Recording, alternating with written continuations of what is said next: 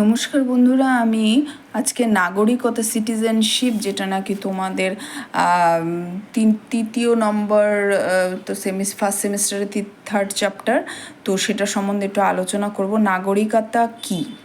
রাষ্ট্র ব্যবস্থার মধ্যে মানুষ এক বিশেষ মর্যাদা অর্জন করে। মানুষ এই বিশেষ রাজনৈতিক মর্যাদার নাম হলো নাগরিকতা।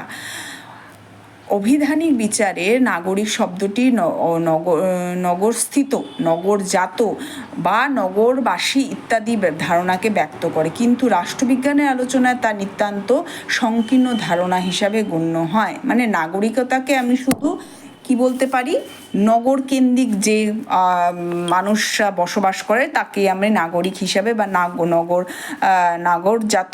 নগরজাত যেটা, সেটা আমরা নগরবাসী হিসাবে বলতে পারি। কিন্তু রাষ্ট্রবিজ্ঞানের ক্ষেত্রে কিন্তু এই নাগরিক কথাটা কিন্তু ব্যাপক অর্থে ব্যবহৃত হয়।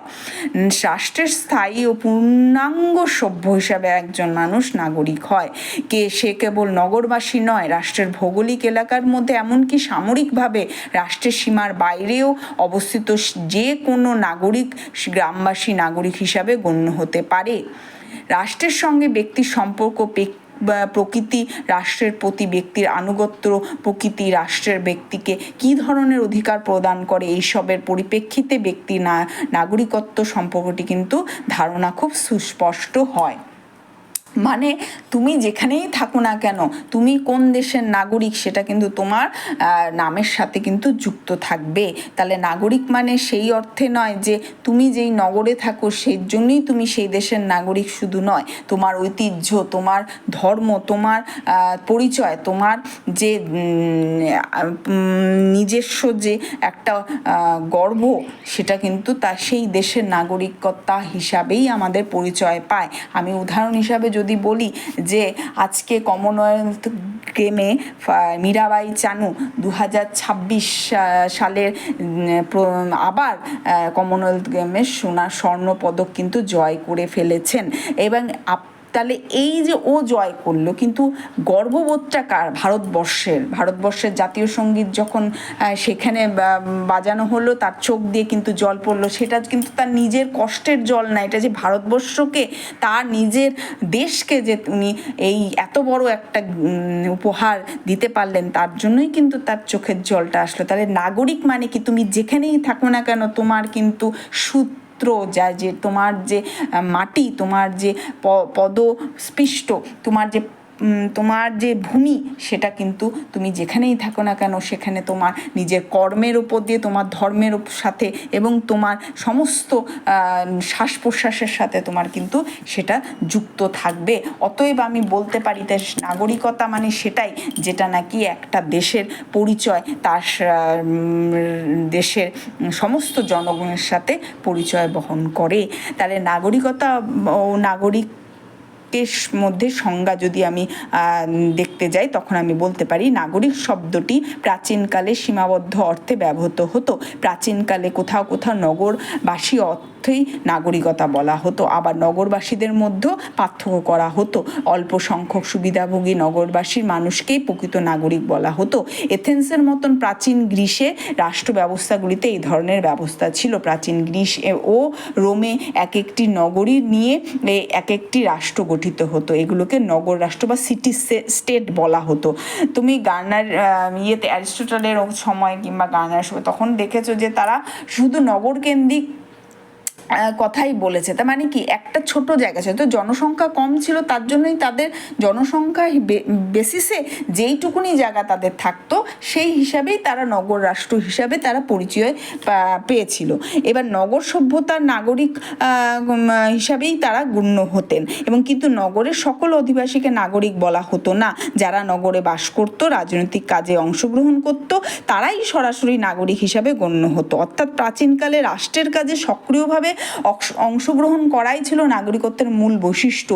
গ্রিক দার্শনিক অ্যারিস্টটলের মতানুসারে যারা ব্যবস্থা বিভাগ বা বিচার কার্যে অংশগ্রহণ করতো, কেবল তারাই নাগরিক হিসাবে পরিচিত। একদিকে ভালোই ছিল না, যারা নগরের জন্য কাজ করবে, নগরের জন্য নিজেকে নিয়োজিত করবে, নগরের উন্নয়ন করবে, তারাই নাগরিক। এটা করলে একদিকে খারাপ হয় না, কিন্তু প্রাচীনকালের ধারণা ঠিকই, কিন্তু নগরের জন্য যা করবে, যে দেশের জন্য করবে সেই নাগরিক, আর যে দেশের জন্য করবে না সে সেখানে থেকে তার শুধু নিজের স্বার্থটাই পরিচালনা করে বেঁচে থাকবে এবং দেশেরটা খাবে, আবার দেশের নিন্দাও করবে, সেটা থেকে সেই ধারণাটা, এই আগের এই অ্যারিস্টটলের ধারণাটাই আমার পক্ষে, আমার মনে হচ্ছে, আমি জানি আমাকে এখন তেড়ে খাবে, হ্যাঁ, কিন্তু কথাটা কিন্তু ভুল নয়, যে দেশের থেকে দেশের উন্নয়নের জন্য দেশের কাজে নিয়োজিত হয়ে দেশের কাজে লিপ্ত হওয়াটাই নাগরিকত্বের আসল পরিচয়।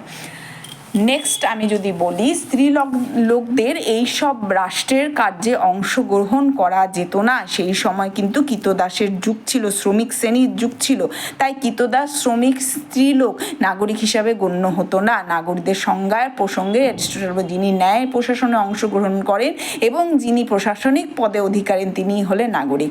মেয়েদের চিরকালই আগের থেকেই সমাজ ব্যবস্থা দূরে রাখতো, এখন সেই জিনিসটা রাখাটা অপরাধ বলে গণ্য করা হয়।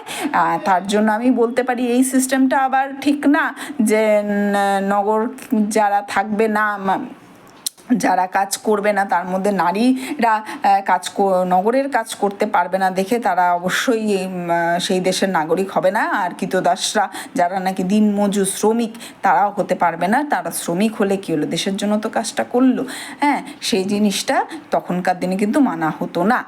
এটা আমি সাপোর্ট করছি না।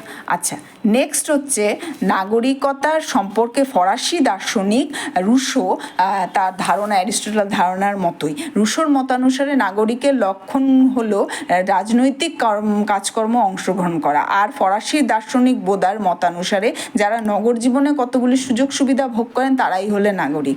বোদা নাগরিকদের কর্তব্যের ব্যাপারে কিছু বলেননি। প্রকৃত প্রস্তাবে প্রাচীন ধারণায় নাগরিকতাকে একটি অধিকার হিসাবে দেখানো হয়েছে। মানুষের মধ্যে বিভিন্ন পার্থক্যমূলক আলোচনার মাধ্যমে দেখানো হয়েছে যে এই অধিকার সকল অর্জন করতে সক্ষম নয়।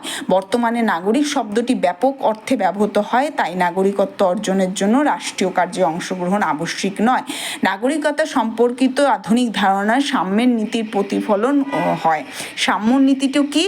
সাম্যের নীতিটি হলো সমাজের সমস্ত মানুষের কিন্তু সমান অধিকার। আধুনিক ধারণায় এইটা কিন্তু প্রতিফলিত হয়েছে। আধুনিক ধারণায় সমাজবোধ, কর্তব্যবোধ, আধুনিকত্ব, অনুগত প্রভৃতি যুক্ত। রাষ্ট্রের প্রতি যারা অনুগত স্বীকার করে, আইন অনুসারে রাষ্ট্রের সভ্য হিসাবে গণ্য হয়, রাষ্ট্রের সকল অধিকার ভোগ করে, তারাই নাগরিক। অর্থাৎ রাষ্ট্রের প্রতি আনুগত্য, রাষ্ট্রের কর্তৃক সভ্য হিসাবে স্বীকৃত এবং রাজনৈতিক অধিকার ভোগ হলো নাগরিকত্বের বৈশিষ্ট্য। ল্যাস্কির আবার ধারণাটি কি? রাষ্ট্রের প্রতি নাগরকেন্দ্রিক আনুগত্য প্রদর্শন করে, তার বিনিময়ে রাষ্ট্রের কাছ থেকে তারা কতগুলো সামাজিক রাজনৈতিক অধিকার ভোগ করবে। আনুগত্য প্রদর্শন ছাড়া অন্যান্য কর্তব্য পালনের দ্বারা রাষ্ট্রের সেবা করা নাগরিকতার অন্যতম বৈশিষ্ট্য। তাই তিনি বলেছেন, নাগরিকতা হলো জনগণের কল্যাণের জন্য নিজ সুচিন্তিত বিচার বুদ্ধি প্রয়োগ। ভারতীয় চিন্তাবিদ শ্রীনিবাস শাস্ত্রীর মতে, যে ব্যক্তি রাষ্ট্র সভ্য ও রাষ্ট্রের মধ্যে থেকে পরিপূর্ণভাবে আত্মবিকাশের জন্য সচেষ্ট ও সামাজিক সার্বিক মঙ্গল সম্পর্কে সচেতন, তাকেই নাগরিক আখ্যা দেওয়া হয়। তাহলে নাগরিকতার সংজ্ঞায় আমি কি বলতে পারি? নাগরিক যেমন রাজনৈতিক অধিকার ভোগ করে, তেমনি কিছু কর্তব্য পালন করতে হয়। পরিপূর্ণ অর্থে নাগরিক হলো রাষ্ট্রের মধ্যে স্থায়ীভাবে বসবাসকারী, রাষ্ট্রের প্রতি আনুগত্য প্রদর্শনকারী এবং রাষ্ট্র কর্তৃক প্রদত্ত সকল অধিকার ভোগ করে সমাজের সার্বিক মঙ্গলের জন্য তার সুচিন্তিত ও বিচার বুদ্ধি প্রয়োগ করে সম্পর্কে সংক্ষেপে বলতে পারি, রাষ্ট্র সংস্থার সদস্য কেই নাগরিক বলা হয়। অর্থাৎ নাগরিক যে, তার মধ্যেও আবার আমরা বলতে পারি সম্পূর্ণ নাগরিক ও অসম্পূর্ণ নাগরিক, দুই ভাগে ভাগ করা যায়। পূর্ণ নাগরিকের ভোটাধিকারের ক্ষমতা অবশ্যই আছে রাষ্ট্রের কাছে, নাগরিকের সকল অধিকার, আর সম্পূর্ণ নাগরিকের কিন্তু সেই অধিকার থাকে না। এর পরদিন আমি নাগরিকতার আরও কিছু ভাগ এবং তার বিভিন্ন রকম ধরন আমি দেখাবো। এই নাগরিকতা নিয়ে আমি আরও কিছু আলোচনা করব, আরও কিছু সিএ এর ব্যাপারেও আমি কিছু বলবো। এইটা নিয়ে আজকেই থাক এতটুকুনি। তাহলে আমি তৃতীয় অধ্যায়, প্রথম অধ্যায়ে কিন্তু আমি রাষ্ট্রবিজ্ঞানের সংজ্ঞা, প্রকৃতি, বৈশিষ্ট্য এবং রাষ্ট্রের আলোচনা, পর্যালোচনা, এগুলো কিন্তু দুটো অধ্যায় আলোচনা করা হয়েছে। তোমরা কিন্তু আগের ভিডিওগুলো দেখবে, কোশ্চেন অ্যান্সারও দেওয়া হয়েছে। আজকে আমি এটা শুরু করলাম, এটা সম্পূর্ণ শেষ করে আবার আমি কোশ্চেন অ্যান্সার দেবো। তো ধন্যবাদ, আজকের মতন এখানেই শেষ করছি।